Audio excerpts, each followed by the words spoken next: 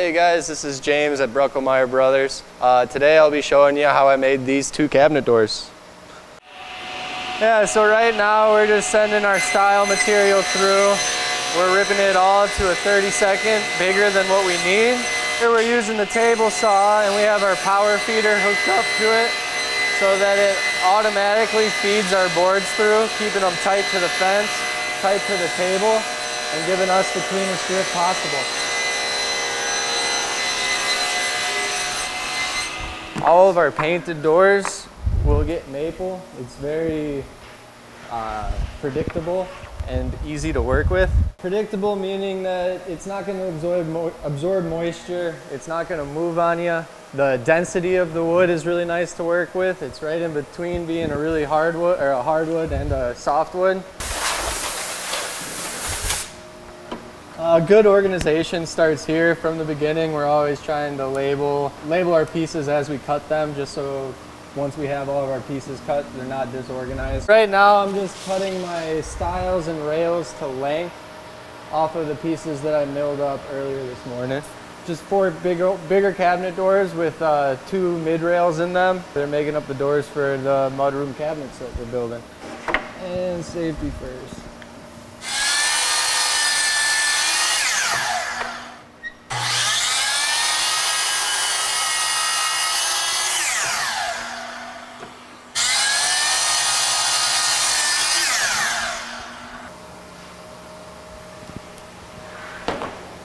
I'm cutting about 3 inches off of every board before cutting it to final length. It's just when you're milling things, using a shaper, a planer, sander. Normally the last 3 or so inches of a board will get sniped by the machine. We call it a snipe just because it's a little chunk normally at the end of wood. Throughout the whole process, we're trying our hardest to use the nicest material that we can.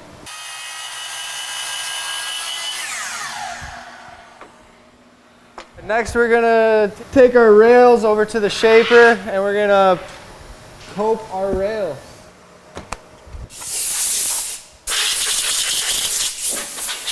Yeah, so coping our door rails right now, we're essentially doing the inverse of what we did when we put the stiles on there. Right now we're just getting our coping sled set up to cut our rails for these cabinet doors. This is the way that we do all of our joinery on most of our cabinet doors. Gives a really strong joint in the corners, and then it also allows for movement in the doors.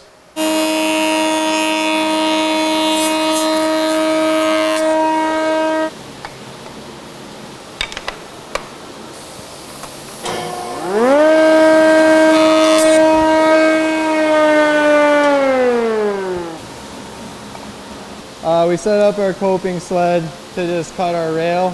It puts the little tenon on our rails so that they'll join in the corners. Anything that's not flush we'll clean up with the time saver later on once the doors are assembled.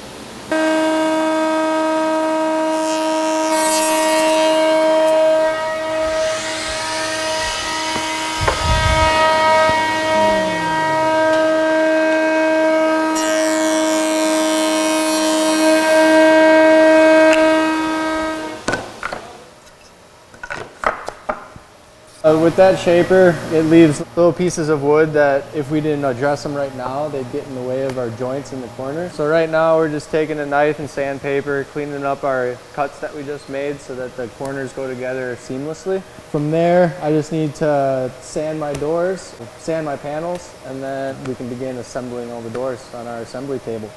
So these are just our spacer balls that we use. They allow the panel to not go too far into the rails or into the stiles. And they also just allow for movement. They have a little bit of give to them. So if over time the door does swell, move around, these bumpers solve that issue.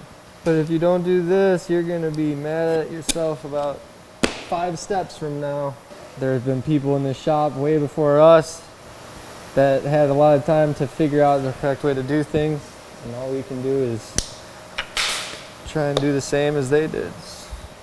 Now I just gotta go grab panels, sand my panels, and then I can start assembling.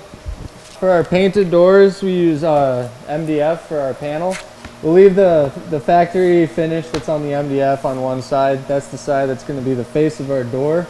We put the correct profile on there, and then just to seal it up and make it less porous, we go through and we'll spray the edge with CV on the back, and then we'll also do the whole face. We'll coat it with CV before our 2 coats of paint.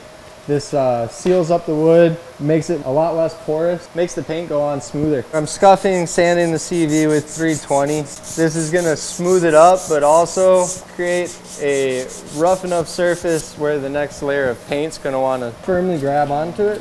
And then we're also sanding it because when we sprayed these panels with CV, they swell up a little bit, so they're not gonna wanna fit perfectly into the groove that's on my doors. Sanding them out, give them a better chance to fit.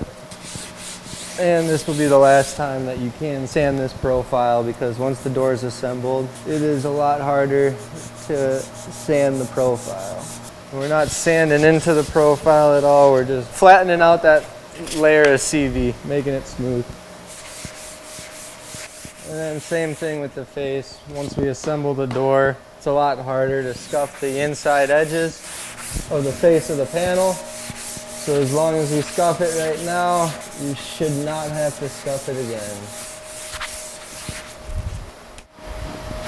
And now I got 14 panels to do. One down. This is where you hit the time lapse.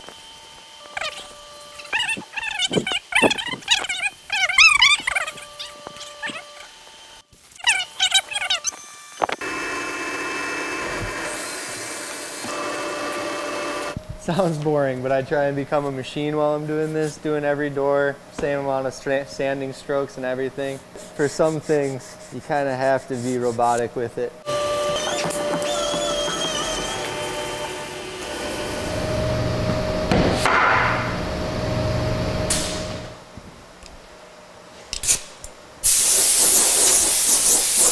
Yeah, so everything's been sanded down, cleaned up. We're gonna take it over to our assembly table. This table has 4 pneumatic clamps on it that apply pressure down into this square corner. Is really convenient for building doors. Makes getting them square a lot easier. Oh, we want our panels to be floating in there, not getting glue on them so that they're fixed. Blake, could I see that panel from you? Sweet. That was a good catch, Blake. Cool.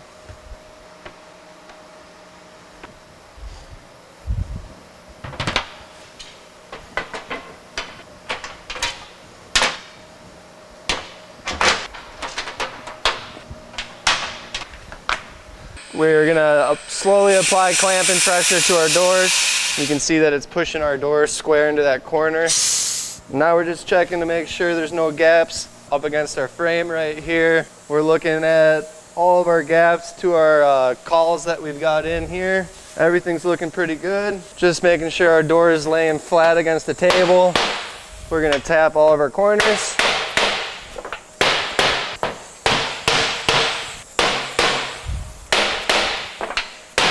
Once we've tapped all of our corners, we're gonna check our panel reveal. We're looking for a 5/16 reveal around our whole door. If it needs any adjustment right now, we can tap our panels to where they need to be. This door is looking pretty good. We'll wipe off any glue, excess glue that we had come out. And then using 5/8 23 gauge pins, we're gonna pin the stick part of our rails into our stiles. And this is on the back of the door, so none of these pinholes will be seen. We'll fill them and sand them for finish. Once you get your rails pinned, you can undo your clamps. Then we're just gonna flip the door over, re-clamp it, and re-tap our corners down. This just is making sure that our door is square, flat, and straight. Same thing here, looking for all my reveals against the frame. I'm gonna tap my corners, making sure that we're tight to our table. And yeah, wipe off our excess glue. And that's assembling one of our doors using our assembly table in the shop. 54 and 16th light. Right now we're just doing a layout for our panels and mid rails. Doing it all now, making sure that when we get glue on these, we don't give the glue time to set up before we're ready for it too. Money. Oakley dokley, Blake. I'm all backwards right now.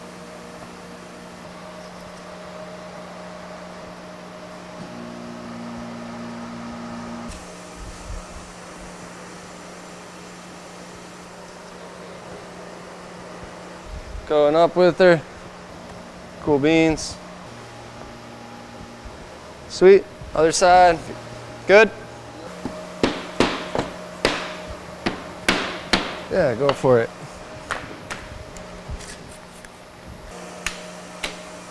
Awesome possum, dude.